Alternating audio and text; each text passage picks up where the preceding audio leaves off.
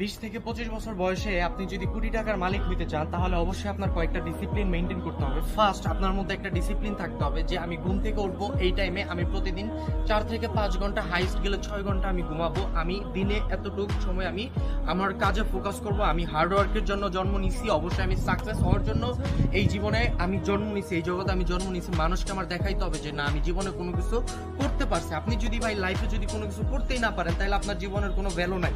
এর জন্যই বলি, আপনারা যারা ইয়াং জেনারেশনের পিপল আছেন তাদেরকে বলি, ইয়াং জেনারেশনের মানুষগুলো কিরকম হয় দেখবেন যে বেশিরভাগ মানুষ মেয়েদের পিছনে ঘুরবে, বেশিরভাগ মানুষ পার্টি ক্লাব এইগুলোতে ঘোরাঘুরি করবে। দিন শেষে কি করবে? তারা লোজার, তারা জীবনে কোনো কিছু করতে পারে না। তাদেরকে আমি বলি আপনারা ভাই কয়েকটা ডিসিপ্লিন মেনটেন করেন, দেখবেন আপনি প্রতিদিন আপনার হচ্ছে যেই কাজের দিকে আপনার ফোকাস আসবে সেই কাজে আপনি প্রতিদিন 6 থেকে 8 ঘন্টা সময় দেন। আপনি দিনে 6 ঘন্টা ঘুমান, প্রতিটা সময়ের এক একটা ডিসিপ্লিন মেনটেন করেন, দেখবেন যে দিন শেষে আপনাকে এখান থেকে